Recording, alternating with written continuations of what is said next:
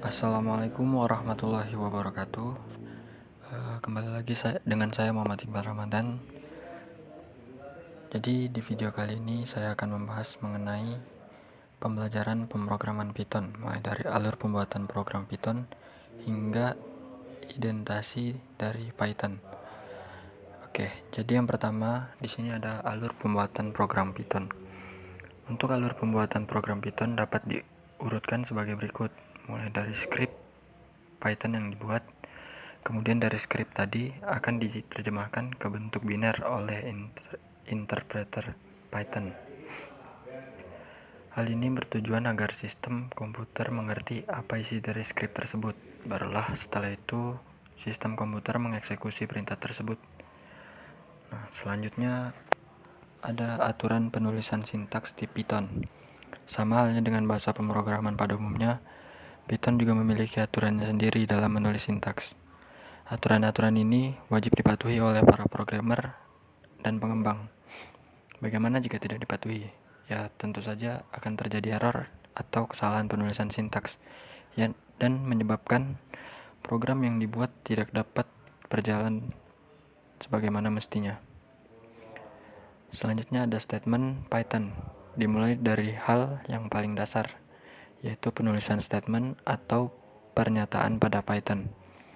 Beberapa bahasa seperti C, C++, Java, dan lain-lain, setiap kali selesai menulis satu statement, wajib diakhiri dengan titik koma, sedangkan Python tidak membutuhkan itu. Contohnya seperti ini, X sama dengan 1, Y sama dengan 2, Z sama dengan 3. Jadi akan keluar output X, Y, Z, dan 1, 2, 3. Seperti yang sudah saya buat, bisa kita jalankan. Nah, di sini akan muncul 1, 2, 3, X, Y, Z. Oke.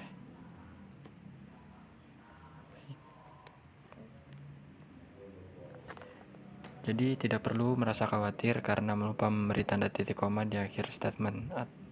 Ini sering terjadi pada programmer pemula atau mahasiswa-mahasiswa baru. Karena Python tidak membutuhkan titik koma atau statement untuk yang itu. Jadi biarpun begitu, tanda titik koma ini sebenarnya juga memiliki fungsi tersendiri dalam Python. Misalnya, bila kita ingin menulis lebih dari satu statement dalam satu baris, maka kita bisa menggunakan tanda tersebut untuk memisahkannya. Nah, seperti yang dicontoh. Tapi perlu diingat, cara seperti yang untuk satu statement dalam satu baris ini tidak disarankan dalam beberapa panduan Python. Karena apa? Karena tidak umum sehingga terlihat aneh dan menyulitkan orang lain ketika membaca kode milik kita. Selanjutnya ada tipe data dan variabel. Apa itu tipe data? Apa itu tipe variabel? Nah, kedua hal tersebut bisa kita katakan merupakan satu kesatuan. Variabel adalah wadah atau tempat menyimpan data atau nilai yang kita input. Sedangkan tipe data menjelaskan suatu jenis bentuk dari suatu data. Apakah data yang kita masukkan ke dalam variabel itu sejenis bilangan bulat, desimal, imajiner, atau kumpulan dari karakter, atau selain dari itu semua. Jika bingung, mungkin saya akan kasih satu contoh mengenai ini, tipe data dan variabel.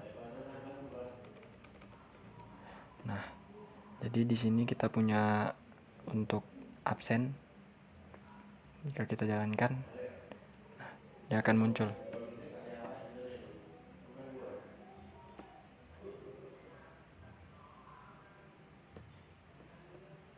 Jika kita jalankan itu dari main. Jika kita run, nah di sini keluar output Ani nomor absen 1 dengan nilai 100. Seperti itu. Selanjutnya, pada Python pembentukan atau deklarasi variabel terjadi ketika kita input nilai ke dalamnya, sedangkan pada bahasa pemrograman lain perlu adanya deklarasi secara eksplisit. Nah, yang terakhir adalah identasi, karena pada blok kode seperti perulangan, percabangan, fungsi, dan lain-lain yang termasuk teknik identasi apa itu identasi, dan identasi merupakan space atau ruang Y. Jika masih belum mengerti, mungkin kita akan membuat contoh di bawah ini. Nah,